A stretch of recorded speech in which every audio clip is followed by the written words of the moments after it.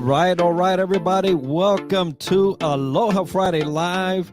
I am excited for this day where I am hosting Adriana Rosales as we celebrate Hispanic Heritage Month, and we go a little ways into the island life and find out a little bit about her and her projects and all that she's been about. Adriana, thank you for being with me on Aloha Friday Live. Thank you, Enrique. I'm excited to be here, and I'm really happy to see your face because we've been interacting through the writing and through the project, but I hadn't actually connected with you via. It's kind of weird because I feel like I'm face to face, but we're not, right? It's all digital. So right. Here soon in the metaverse, we'll be able to do that. I know. Did you see that? Did you see the interview with Mark? That was so wild. Yeah, and for those of you that don't know about that, check out what Mark Zuckerberg is cooking up on the metaverse and all those different things. Or look at Adriana's LinkedIn post concerning that video. Very outstanding work that they're doing. But today is about you, and we'll talk about everything that you're about. But before we get into the conversation, folks, I want to remind you, it is Aloha Friday Live. This show is themed after my love for the islands of Hawaii. I grew up as a young adult on Oahu for quite some time, but I always want to remind folks that the events in Maui are still impacting a lot of the locals there. We just want to keep them in our thoughts and prayers as we continue to live our own lives. A lot of things happen, Adriana, around the world, and things just keep going, right? It's just part of life. But we always want to keep them in our thoughts and prayers. So today, I have a very special guest.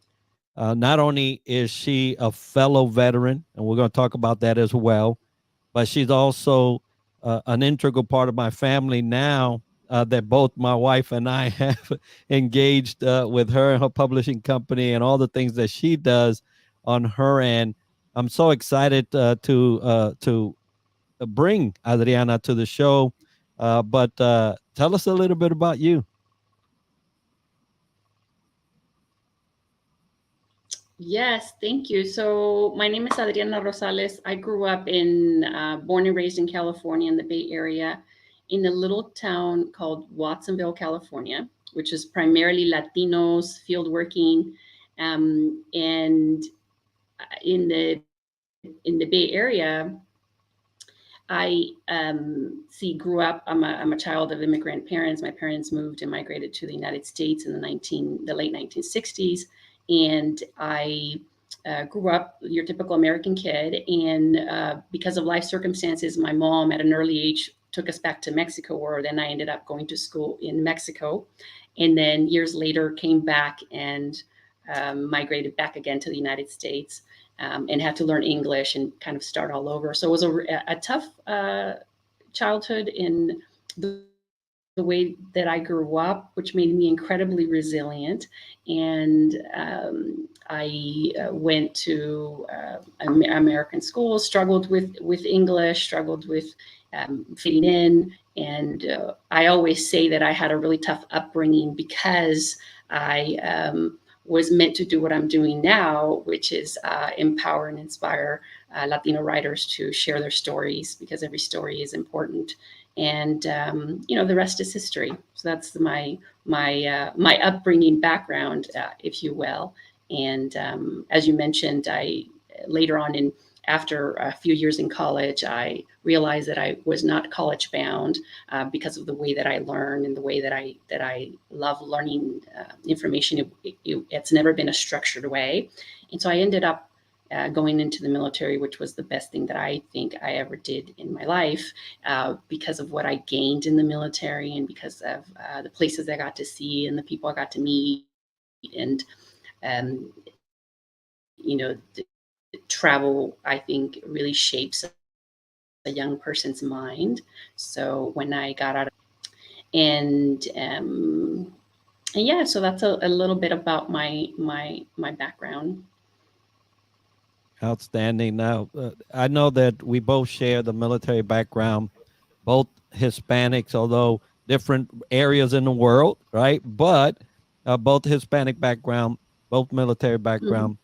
How do you think your Hispanic raising or being Hispanic helped you in the military?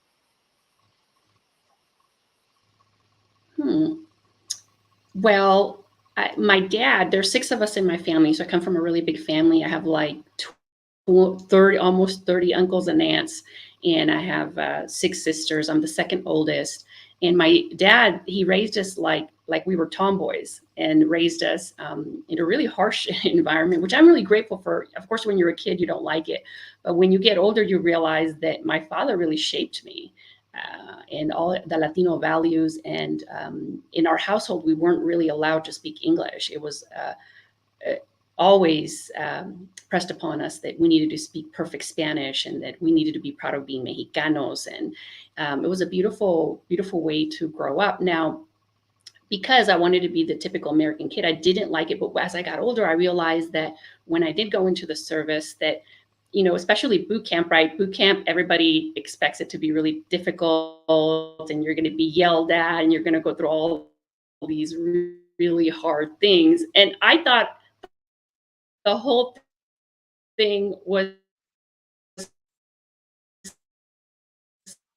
so easy because the TI would be yelling in my face, and I would be like, my dad yells at me every day, like, this is no big deal, right? And so it was really easy. And then I also noticed too, because I grew up working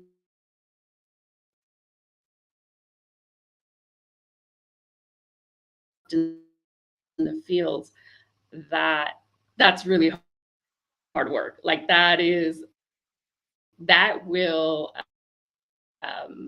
will give you a perspective that will stay with you forever, and you won't ever complain about a job or about hard work, because it is ingrained in you. And so that being Latino and growing up in that it also was always just a little bit better, just faster, just because I had all this ideology that things are hard and that life is hard. I was like, yeah, of course, like, just get it done, like just suck it up and just get it done. So it definitely, it's a plus. It's a plus. Being Latino really has helped me in every area in my life. Well, I thought the reason I asked And the, re- and the reason I asked also you when I was got into because I the corporate world, I realized that um, especially when I moved here to Las Vegas, that every career that I was offered. yeah, we had a couple a little technical difficulty there, and we'll wait till Adriana chimes back in. But the reason I asked her that is because there's a certain level of exposure that Latinos get to have that a lot of American folks do not. And that is the diversity of cultures, the diversity of employment, early employment, right? Having to do things in a household and having those responsibilities early. I found that in my case, it was easier. And I believe Adriana said that she went through boot camp and found that it was easy, while others were complaining about how tough it was uh, because of the upbringing, because of the way her family makeup was. And I noticed that as I grew up in the Bronx, in a basically a bowl of nothing but ethnicity and exposure to all of that, and that it actually prepared me for military service, at least being in the environment of multiculturals coming together for one mission. And so I love how she brings that up and said, hey, I suffer. It wasn't I suffered. I went through that. I know what it is to be yelled at, and believe me, there's a lot of yelling that goes on in boot camp. I don't know right now how that has changed, but when I went through a while back, definitely there was a level of yelling like you haven't experienced before. And in this case, it actually prepared us for service. So welcome back, Adriana. Yeah, it looked like there was a lag of some sort, but glad to have you back. I was just explaining how I too had a similar experience at boot camp where it was easier for me, and I thought it was probably they were overemphasized the fact that we would be under so much pressure. But I ended up being the what they call the recruit chief petty officer of the group, so I led the group all the way through our boot camp class. And so it being Hispanic, growing up in multicultural environments, helped me become a leader among the group, even at boot camp.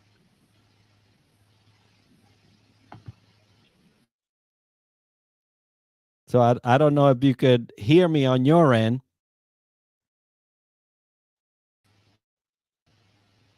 but there may be an internet connectivity issue.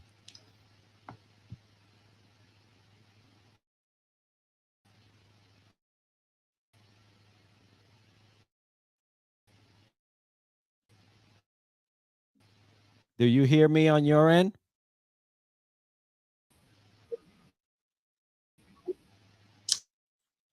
Um,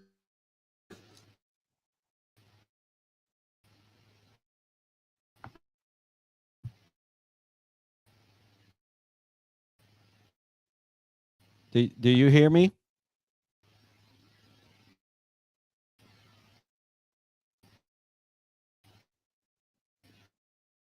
All right.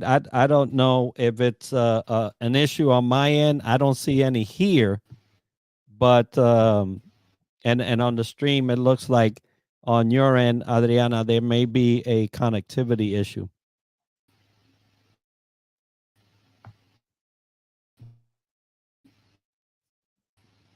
Well, folks, I see while she's working that out, if you are, first of all, thank you, Martin, joining us all the way from Norway. We appreciate you being with us. Abdur, also with us. I appreciate you with us, and all of those that are watching live. So, Aloha Friday Live in this particular instance is we're celebrating Hispanic Heritage Month with Adriana, a John Maxwell coach, trainer, and speaker, a U.S. Air Force veteran, and the founder of Latinas100. And we'll talk about her founding Latinas100 here in a second once she comes back. But I wanted to make everybody aware of, and let me bring her back on stage. Hopefully, you're good. Are you good out? You get us now? Can you hear us?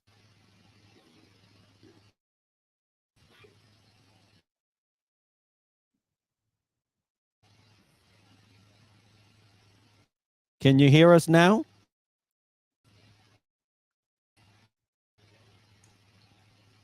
hey, let's give it another go. I think it's cooperating here. Yeah, it seems like it's the an internet connectivity issue. But I was just about to speak about the two projects that we were joined at, and Yeah, that you I allowed can't us to hear participate in. you.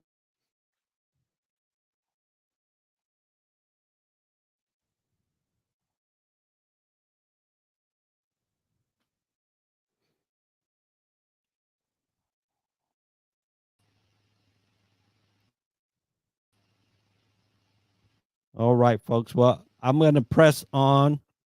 Adriana, if you can hear us, you're welcome to chime in. I'm going to talk about both books that we were able to work on. Can you hear us now?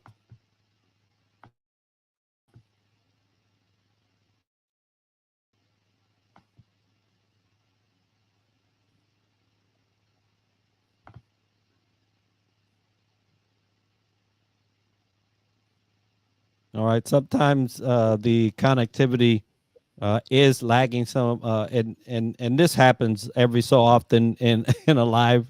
But what I want to do now is bring up. Can you hear me now? Yeah, I hear you. Yeah, I think it's just a rough connection. All right. Yeah, I was. So I'm gonna bring up both books that we've been collaborating on. The very first book was uh, and this is the Spanish version, Dejando nuestra legada inspirando a la próxima generación, which is leaving our legacy and inspiring the next generation. And this is the first book that I was fortunate enough to work with Adriana, uh, thankfully, as well. At the same time, my wife was able to join the project. And so both of us are published authors in this particular book that came out. For those of that you would like to see the English version is available, as well as the fully translated Spanish and version. And I'll make sure to put those links in the comments post show. The second one that we just are about to launch actually is a male version of similar fashion, but all of these in here, all the authors in here are male Latinos and that are leading out here currently, and we were all basically contributors to this particular book that is driven to the male public. So two books, with one person, and so Adriana, what she does is she facilitates the authorship of books that are leadership driven, and gives opportunities for those that are not authors, or looking to be first time authors, or those that would like to collaborate as a group to do those things through her foundation or her company called Latinas 100. And for those that are out there and you wonder, hey, LinkedIn, is it just this? Is it just that? And I'll tell you that LinkedIn is everything. I have done various projects, and I'll bring Adriana up again. Hopefully now you hear us well, and you can chime in. Uh, but let us know. I was just covering the two books that we had the Okay. opportunity to, Let's get, the two books that we were collaborating on, and uh, let me know if you hear us good now. yes, I think the connection kind of cuts off. So we'll give it another go. And if I can hear you, great. And if not, we're going to have to do it another time. But Sure. And so I was just I brought up book number one and book number two. Uh, if you want to mhm. talk about those.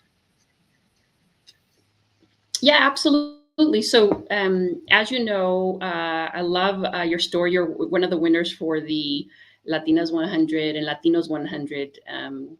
You won the Best Essay Award along with a few other writers. And so this project started almost 4 years ago, and it was a result of what happens when an entrepreneur has to shift during a pandemic.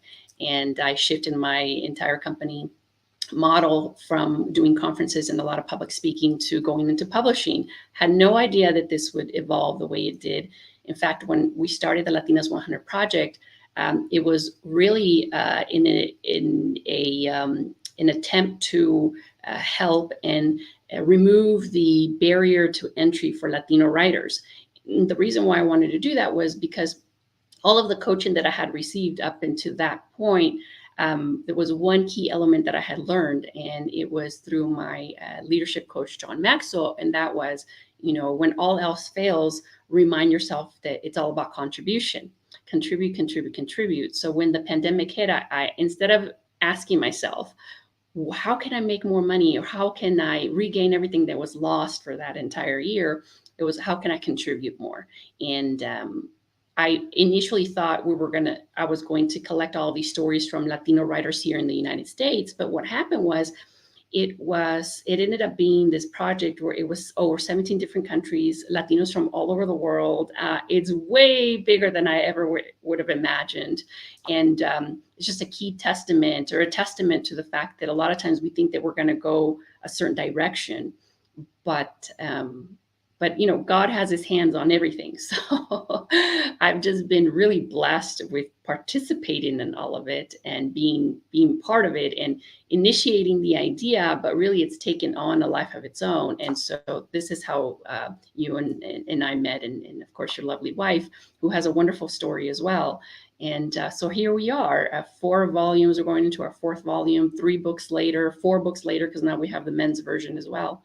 And it's just been really fun, and just a huge blessing for me to be able to showcase these beautiful stories from Latinos. So yes, that's Yeah, my no, that's my long version. no, good, good. And I was just telling everybody while we were trying to figure out the technical piece, that LinkedIn has been a bridge to a lot of collaborations, right? Not only a live show like we're doing now, but the book projects and speaking events and opportunities to teach and to mentor. It has been a platform where a lot of businesses happen, but a lot of Mhm. more relationships have happened, right? Um, Oh, and absolutely.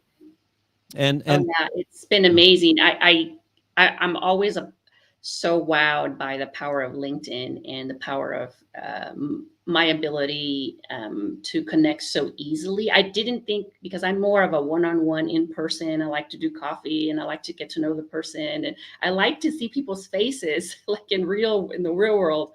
And so I thought that this would be very difficult for me, but actually it's been easier. I like both now. Now I've embraced the technology piece of it, but it is just lightning, man. Like you can develop a business so much faster, and it's a good thing. It's a really good thing. So. Yeah, it's been an amazing journey for all the folks that I've been able to connect with. I'm really fortunate to meet professionals from the military side, and then professionals like you and I that share the John Maxwell or certification and things of that nature. Then now, book projects. So it's been a journey that Mhm. if you had asked me a while back, do you think you'd be here? I would say absolutely not. Or, hey, I don't know where the Right. Lord's going to take me, right? Yeah, like doing a podcast and interviewing all these people. I mean, last interview that I saw, you were interviewing a president of a country. I was like, "What is Right. Enrique doing?" Oh, he's interviewing a president of a company. I was like, "Wow, okay." That, and that's what I mean, right? Thank you for bringing that. Rosalia is an amazing professional, an amazing woman, amazing leader of her country, Mhm, and still doing so many great things across the globe. And what I really like about the collaboration that LinkedIn facilitates is that it crosses boundaries that normally you would need a passport for, right? And yeah, and in this mhm, case you don't. You just mhm, need two human beings that are willing to do it together and collaborate and get a mission done, and or bring a project to life. And that's the beauty of that, the relationship building piece mhm. that LinkedIn has facilitated. Absolutely. Did I hear you, Enrique? Did I hear you say earlier that boot camp was easy for you because of the same upbringing? And then that's when we cut off, and I was like, "Oh man." Right. And I was, yeah, I expounded on that because you mentioned that, and I was like, That's exactly what I thought. I thought that I could have done boot camp 10 times after that. Yeah, I was Be- like, "This is it." I was like, wait, I thought it was supposed to be, like, hard, I thought it was, and then no, the harder part and piece for me was when I went to tech school in Mississippi in Keesler, and I had to do all those tests, and my English was terrible, because I learned English later on in life when I was, in my teens, and or perfected it, if you will. And it was so hard. Like I had to learn in the military, which was beautiful, but at the same time, it was very difficult. I was also reading in your story that you're from Ponce. right. Yeah, so I was spent a lot of time in Ponce because I used to live in Aguadilla. Oh, So working, wow. I lived Yeah. in Aguadilla, and I used to work for Carlos Mendez in Puerto Rico. So I was always at the Ponce Mall back in the day. Oh yeah. Oh yeah. It's still there. Pretty nice. Pretty nice. But Yeah. it's funny how you don't really get to know. And this is the discovery call, folks. I'm telling you, discovery on air, live.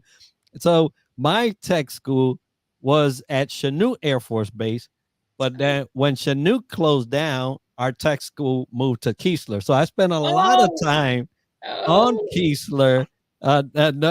My son's first haircut was at Keesler, right? Oh, So, that is so funny. and That they and I they love both that thing.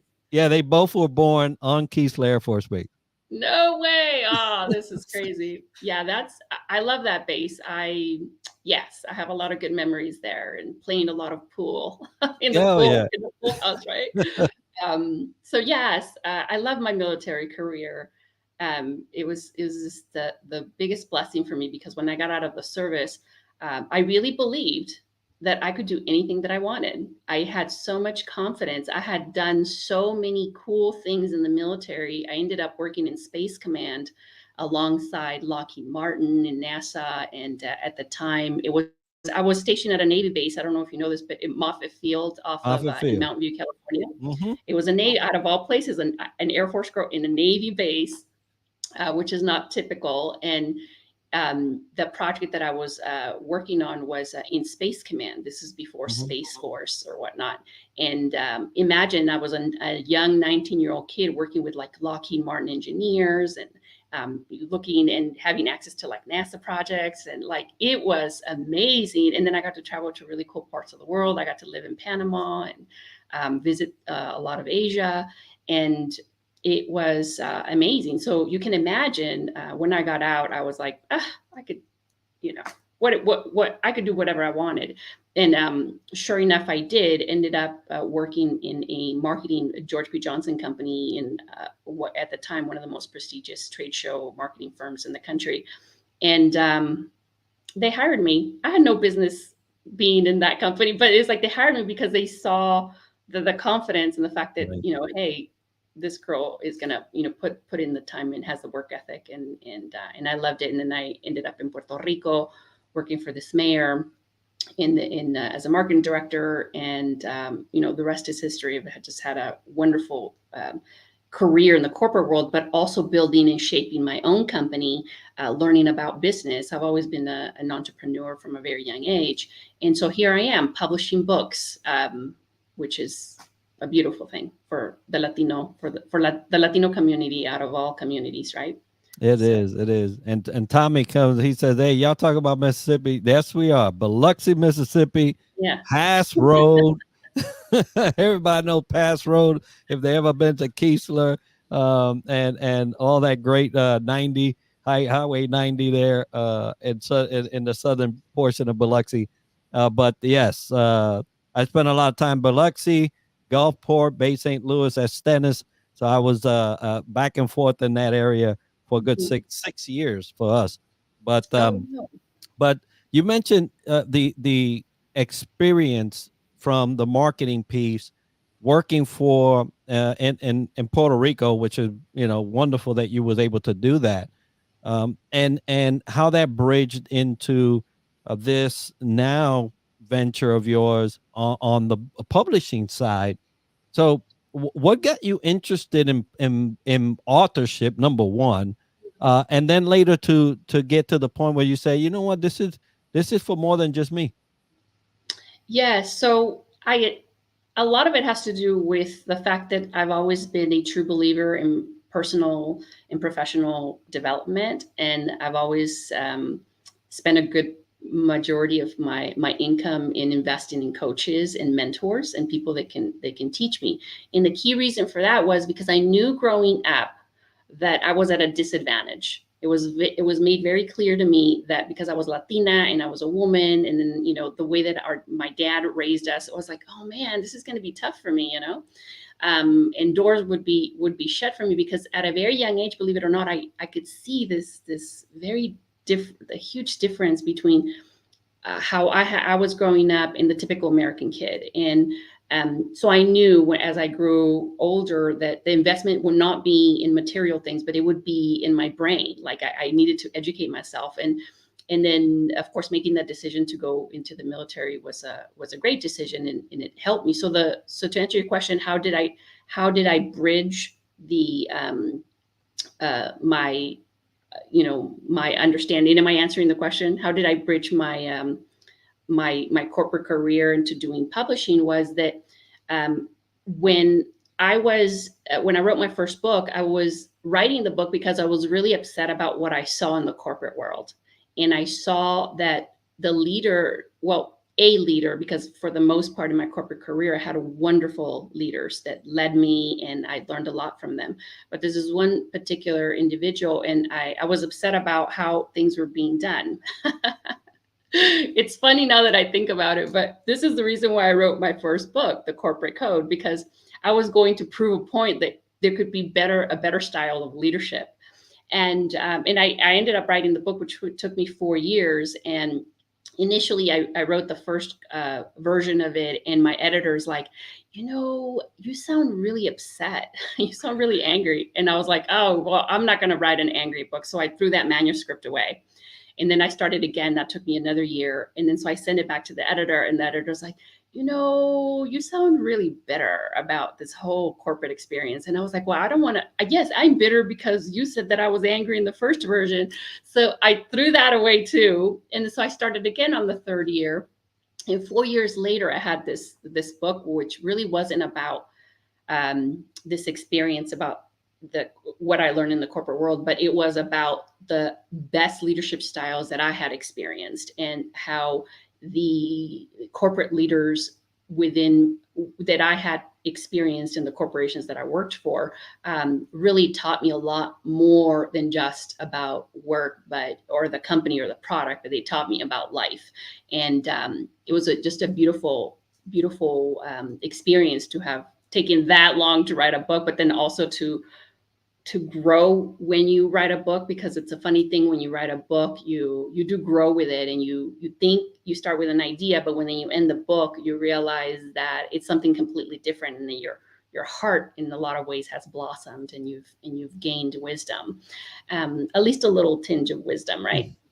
And then after that, that was that wall that opened and that was no longer there. And then I just started knocking out books like crazy. Like I was like, oh, I'm a writer. Yes, I love this. And I love the whole writing experience. So when the pandemic hit, when I asked myself, how can I help and contribute, as I had been trained and coached to ask, because it's all, as you know, about the quality of questions that you ask.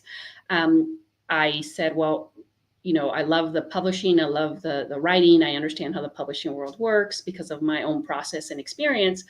And I said, this is how I can contribute. And first it was women. And then I started looking at the statistics for women, Latina women that are basically not even published, not even heard. And the organization Lean In has some great statistics on this pay gap and the underrepresentation of Latina women. And I mean, you look at the numbers and it's criminal. And so that's why I was like, okay, let me do that. So started doing the project just completely. I don't really market for it or anything like that. People just hear about it, and then they join if they decide that they want to contribute their story. And it's been a very interesting journey, a lot of growth for me, and then a beautiful just way to do life. And that is the bridge. I hope I answered your question. No, absolutely. And I love it because, when you brought that element out of you from the, being an author to helping facilitate someone else's authorship, you changed my life in that area. You changed my wife's life in that area. It's when you don't ever get the feedback, right? You don't ever get the feedback, but there's been a lot of, and I look at the list of authors, when we get the book in the front and in the back, all those lives are changed. They're changed forever, right? When you get to say, especially in this world that asks for accolades all the time, or asks for some type of social proof of you and what you're doing. You have this backdrop now of not only being an author. In some elements the book goes bestseller, so now you're a best-selling author, and then if it goes international, which yours has the ability to, it goes into, and then you're an international. But these are things that this world, for whatever reason, just requires of folks. Mm-hmm. And you give folks that would normally never see that an Yeah. opportunity. So thank you. Yeah. Yeah, you're welcome. And I so appreciate you sharing that with me, because it means a lot to me. And that was the reason I was like, hey, if I was to die tomorrow, I'd be like, I'm good. I'm good. You know what I mean? Like it's all good. And I also realized too in this process of publishing and writing that, especially as a Latina, because I never thought, that I would have these books and that I would be published or anything like that. It's just the way that life kind of works sometimes. But the first time that I realized that I was a writer was like 2 years after I had written my first book. I had already published, and it was a successful book, but I didn't realize that really what had happened or what had transpired until I went and did my hair one time, and the girl who usually does my hair wasn't there. So I was like, well, I just need a haircut. I'm going to sign my name. And then the girl at the counter says, oh, you don't need to sign your name. We know who you are. And then I said, you do? And she goes, yes, you're the author. And then I was like, yeah, that's me. And but that was 2 years later. So what I realized was that if me going through all of these things, and I had done some pretty cool things up until that point, realized that I don't even get just how cool it is to be published, and then also how many doors it opens for you. Like, imagine other people, if I was to help other people also have that opportunity, because as you know, as a published author, it does open doors for you at a much, I mean, it's just a different league. You're in a different league. I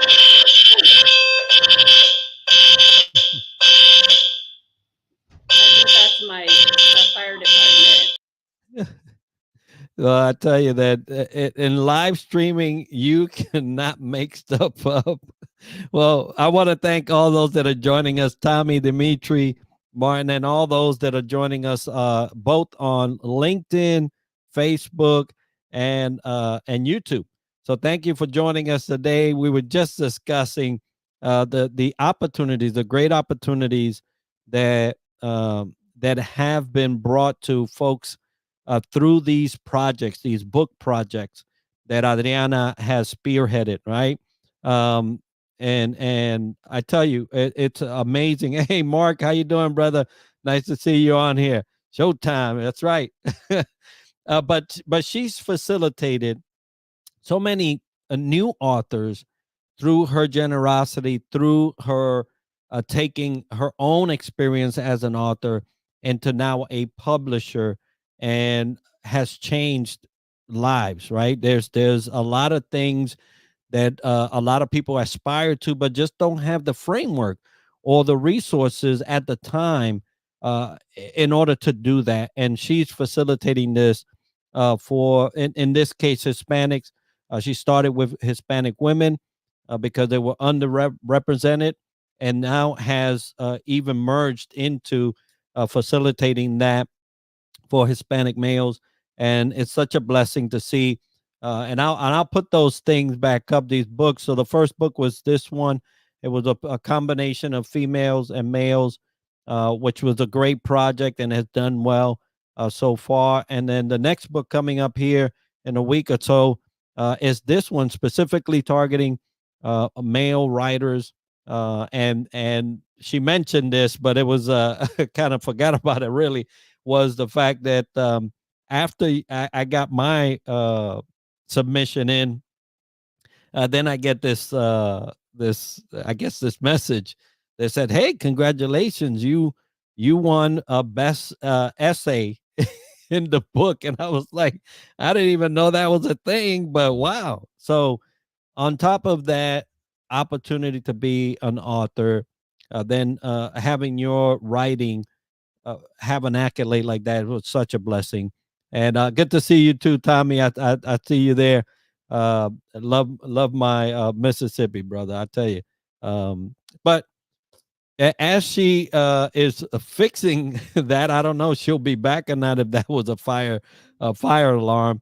But if she does come back, we'll kind of dig in a little more about where she's headed. But I will definitely make sure to put all the links to the books, to where to find her. If you are watching on LinkedIn, please look her up, Adriana Rosales. Just like that, you'll be able to find her. Reach out to her and connect. Dimitri, I'm gonna. I don't know if you know Adriana or not. I'm gonna check because you do need to connect there, brother. She's doing some great stuff, and I'm sure that she'll be. She's also in the tech world, so she'll be able to. That relationship will be great. So as we continue this Aloha Friday Live, you know that the reason why I do these is specifically to highlight the guests. And, unfortunately, she's been in and out today. If I have to bring her back and kind of redo this, that's fine. I will. But it is to highlight those folks that are doing great things. It's amazing what we don't know because we don't get the visibility for it. But in this case, Adriana is changing the lives of a lot of Hispanic Americans, mainly in the female sector. Uh, we need to support how we encourage each other, support each other. It's important from the minority perspective. We can use all the help we can get, but if you know somebody and that is doing great things, just shout them out. Let the world know what they're doing. Let them know that this is happening, and bring visibility to these projects that are really geared to enlightening and enriching others' lives. Right. So I know that Mark, we have an Aloha Friday live pending, brother. I have not forgotten. We'll get you on here. My outlier family had a month long, not so long ago.